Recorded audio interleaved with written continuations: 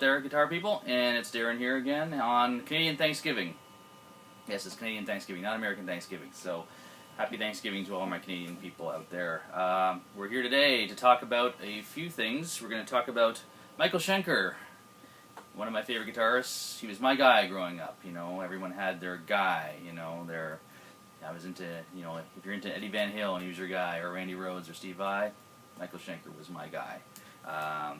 Just growing up, heard Strangers of the Night, one of the greatest live albums ever, and greatest albums ever in my opinion anyways. But great album, had basically all the best UFO songs in it, and some of the greatest lead guitar playing.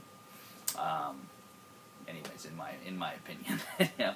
But we're here to talk about that. We're here to talk about my Flying V, and let's talk a little bit about Michael Schenker. Michael Schenker, if you don't know already, he kind of started his musical career when he was 15 or 16 years old with the Scorpions. His brother is still in the Scorpions, Rudolf Schenker. Rudolf Schenker, who is also known for Flying V's. One night, Michael was the lead guitar player playing through a 100-watt Marshall and a Les Paul. Rudolf was playing through a Gibson Flying V and a 50-watt Marshall. Michael broke a string. They switched guitars. Being a lead player, he wanted all the strings, so they switched guitars, and the rest is history because Michael fell in love with the whole Flying V and 50-watt Marshall combination. And to this day, he still plays that. Actually, he's moved on to Dean V's now. Plays Dean guitars now, not Gibsons, but still the same sound and playing better than ever. Had his ups and downs in his career, but playing pretty awesome. I kind of just gravitated to him more so because I guess when I was younger playing guitar, it was probably a lot easier to play a lot of pentatonics and minor scales than, let's say, what Yngwie was doing, or a lot of the Eddie stuff took a lot more practice in my early years of guitar playing when I was like 12, 13, 14. So playing a lot of kind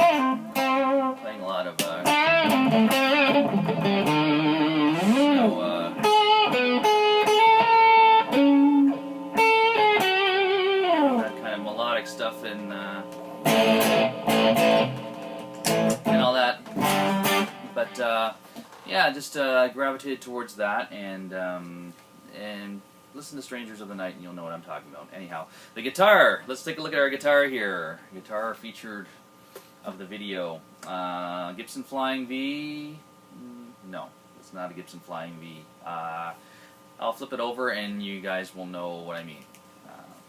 Okay, so if you didn't see that, it is a bolt-on neck. So this is actually a kit guitar built by from Saga Guitars, which is out of San Francisco, California. Been around for a long time. They build a real nice kit. Probably one of the few people out there that build a commercially viable kit. There's lots out there, but they've been around for a long time. Mostly Strats and Tellys as usual. They have a Les Paul SG, and a few years ago came out with the Flying V. We did, at Avalon Music, our music school, we've been doing summer camps where we build kit guitars using Saga guitars exclusively, and one year I wanted a Flying V, so we bought a kit, and one of the kids at the camp painted this for me. We use basically spray bombs, and we use all the painting techniques from a friend of mine, John Glenecki, who is in California. He has a company called PaintYourOwnGuitar.com, and we use all his techniques to paint with basically spray cans and clear coat and everything else. And we painted this guitar up, did the headstock. I didn't do the back of the neck because I didn't like the way the paint feels on the back. Just the feel of the wood, as most people know, is a better feel for playing. And the great thing about Saga guitars and any guitar really is you can change out the parts, and all the Gibson parts fit in there. So if you want to buy one of these babies, put it together, paint it the way you want, and then put your own tuners and pickups and pots and anything. You can customize your own guitar. Yes, it does say Gibson up here. I do have a friend of mine who has a who changed his on his Flying V, gave me his old one. So yes, it is a fake. And I'm not going to sell it, so it's not a big deal. It's mine. Hey, I can. But most people who see it know right away that it's not a Gibson. Anyhow, but it's a great guitar, a great sounding guitar. I'm probably going to do some pickup changes and everything. It's not one I play a lot, but you pull it out just for fun. And great thing about Flying V's is they're their own guitar stand. You can just sit them down and lean them up against anything. They're their own guitar stands. And speaking of guitar stands, I was going to come up with, every time we do a video, I want to come up with a little tip or idea that I've come across in my career that's helped me out, whether it be playing or something practical. We're going to do something practical this time. Sometimes we have to leave the house. We leave the house to play. Play gigs. Hopefully you're playing lots of gigs. or you're just going to your buddy's place to jam in their basement or whatever. But it's always good to leave the house. You should leave the house every once in a while. If you're not leaving the house or your mom's basement, it might not be a good thing.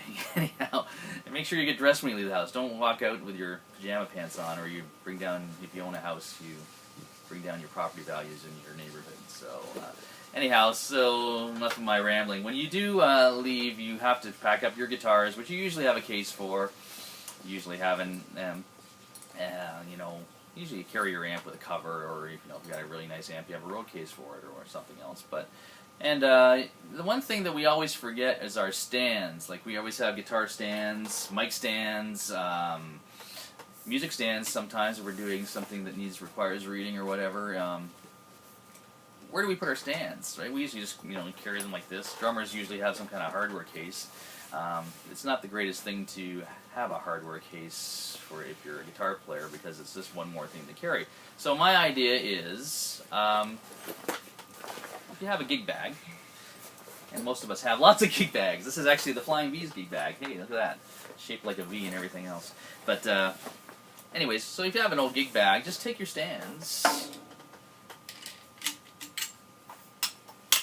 3 or 4, 5 or 6, however many guitars you want to bring to a gig. You should bring at least 3, as I usually do, because one for backup, and sometimes you do break more than one string. Anyways, you put your stands in here. This one doesn't quite fit in this one, but I do have this case here that you can fit all your stands, mic stands, into a gig bag, zip it up, and then basically it just carries like another guitar.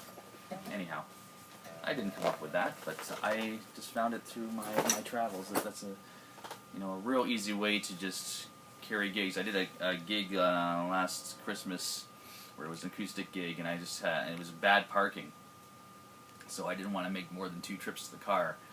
So I just did the stands, 2 guitars, pedal board, and did 1 trip right into the gig, which was great, because sometimes you don't have a load in. It's not the days of when we had tractor trailers, or did we ever have tractor trailers?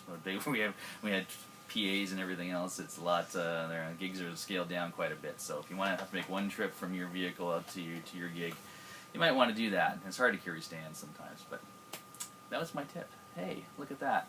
Anyways, next time we're going to look at a few more guitars. I will have my double neck up here, but I have yet to change the strings on the 12 string. It's still an 11 string.